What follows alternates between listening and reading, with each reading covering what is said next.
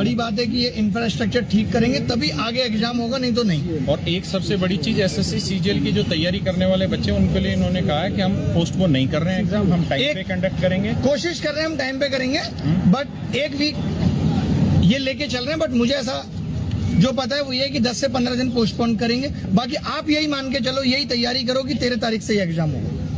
Hello, wrong question के लिए issue हुआ, 70% जो क्वेश्चन हुए उसके लिए रिपीट का क्वेश्चन हुआ। रेलवे के लिए एक सबसे बड़ी अनाउंसमेंट ये है कि रेलवे के सारे मुद्दे सर को समझा दिए हैं और उन्होंने कहा है कि हम रेलवे मिनिस्ट्री को यहाँ से रिक्वेस्ट कर रहे हैं और आने वाले कुछ दिनों में रेलवे मिनिस्टर से आपसे मुलाकात हो जाएगी और रेलवे चेयरमैन के साथ इसी तरह 1-to-1 डिस्कशन होगा।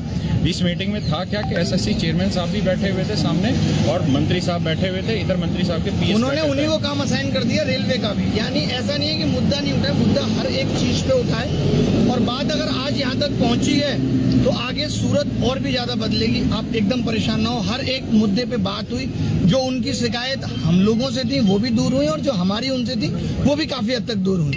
अब देखते हैं कि ये चीजें रियलिटी में कहाँ तक जाती हैं। सबसे बड़ी चीज जो है वो ये है कि अब सारी चीजों को टाइम बाउंड कर रहे हैं। जो सेंटर्स आ रहा है जैसे राजस्थान से अंडमान पे, तो इस पे चेयरमैन साहब को जवाब देना नहीं बन पाया।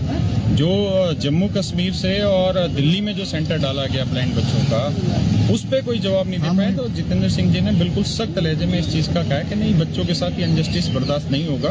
बच्चों को टाइमली ये सारी चीजें होनी चाहिए और नजदीक में ही उनको सेंटर दिया जाए। जो उनकी सेंटर्स वाली जो बात थी वो इन्होंने साफ कह दिया कि सेंटर्स हम अब नजदीक देंगे, या जो 3 प्रेफरेंस है उन्हीं में से देंगे। और एग्जाम में जो दिक्कत है सर्वर की है, ये सब इशू आ रहे हैं, ये सब इशू अब नहीं आएंगे।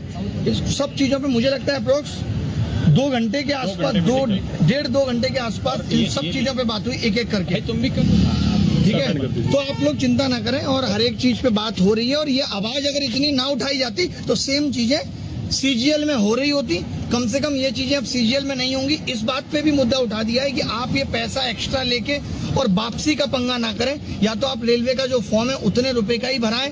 जो ये चीज चलती है कि एक्स्ट्रा पैसे भरा लिए गए, रेलवे की वैकेंसी टाइमलाइन के अंदर ही फिल हो, इस पे भी बात हुई। और दूसरी चीज ये है कि अभी ये सिर्फ वर्बली हो रही हैं, तो इसलिए किसी भी चीज को ना तो हम ऐसा मान रहे कि ऑथेंटिक है, ना जब तक ये लिखित रूप से ना आ जितनी चीजें ये ले आएंगे, ये कह रहे हैं 1 हफ्ते में हम सीपीओ का रिजल्ट आएंगे, तो देखते हैं 1 हफ्ते में ये क्या क्या करते हैं। और इसका सारा जो क्रेडिट जाता है वो विनय सर को जाता है, क्योंकि इन्होंने जिस तरीके से उसको सीपीओ वाली आवाज को उठाया, बहुत एफर्ट हम सब ने ही लगाया है। और जीओपीटी मिनिस्टर तक पहुंचना टीचर्स के लिए वो एक बहुत बड़ी बात है। आसान नहीं थी हमारे लिए भी रहा है कि हमारी कोई डायरेक्ट उनकी कोई